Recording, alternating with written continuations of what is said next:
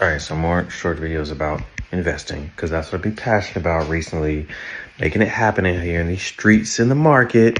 Now, okay, I felt a little self-conscious talking about more investing stuff because everything in my world has been going so great. I don't even feel like I was out here bragging, you know what I'm saying? But I didn't start this till 2020. It's only 4 years ago. So if I could have done this in 4 years, I think a lot of other people could do it as well. They just got to put some fuel to the fire. And I keep trying to tell people, like, listen, you don't know what you don't know. But do you know that feeling in life when you didn't know something, but later when you learned it, you're like, oh my gosh, why didn't I listen sooner? Someone told me about this and like, I didn't do anything with it. That's how I'm feeling right now. I don't want you to have FOMO like that. Like if you haven't gotten started, if you don't understand, if you haven't learned, if you've tried to learn, but you didn't get it, try again, little Johnny or little Debbie. That's what you do. Like, when at first you don't succeed, try again. Because the point is, you need to get it. There are things in your life that you need to do that you can't do without resources. I have a lot of friends, colloquial term, they're bleeding hearts about everything. Every time there's a social justice war, every time there's something going on, they want to be there right in the fight. But all they do is, they do a lot of talk. They don't actually do anything. They don't actually have resources. The most they can do is talk about something, complain about it, put up a Facebook post, and some of them choose to pray for people. I'm not saying prayer is bad. It is great. But there's also action that you can do where you can be the person to help answer some prayers. And to do that, you have to have resources. I mean, if I see someone who is in need of something, or I have a passion for something, I can only affect it if I can take resources to create infrastructure or systems to help that problem. For example, I like dogs. I have 2 dogs.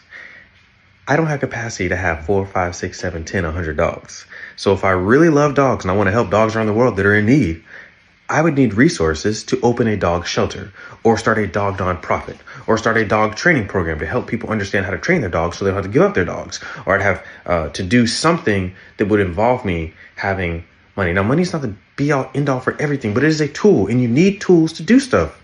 Tools make your life more efficient.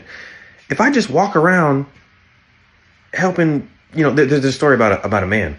He's walking on the beach and he sees starfish. And every time he sees a starfish, he picks one up, he throws it in the water. He picks one up, he throws it in the water. Well, this little boy sees him doing that. He's like, man, there's thousands of starfish. They're all the way down the beach as far as the eye can see. Why do you keep walking down the beach every day, throwing a starfish back in? And the man says, hey, I can't save every fish in the sea, but he picks one up, throws it in, says, I just saved that one. So like to each one person who learns something, what you're doing matters.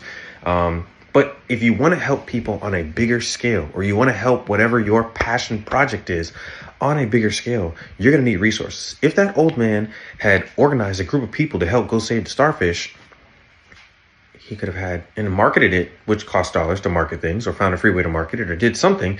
He could then have thousands of people out there helping the starfish. Or again, like I talked about with the dogs, if you had extra resources, you could then, by a building, start a nonprofit, start an organization that then does things to help dogs. The same thing with people. I mean, there's people that are homeless. There are people that are human trafficked. There are people that are destitute. There are people that have hardships in life, get laid off, don't have funds and resources. And if you think about the biggest thing that we can do in our society is to have charity. A lot of people are relying on the government to do charity. But I look at it like this, like if the government were to fix a problem, they have to create an agency. That agency has to be managed. They have to then appropriate taxpayer dollars. They have to collect the taxes. They have to build a building. They have to staff that building.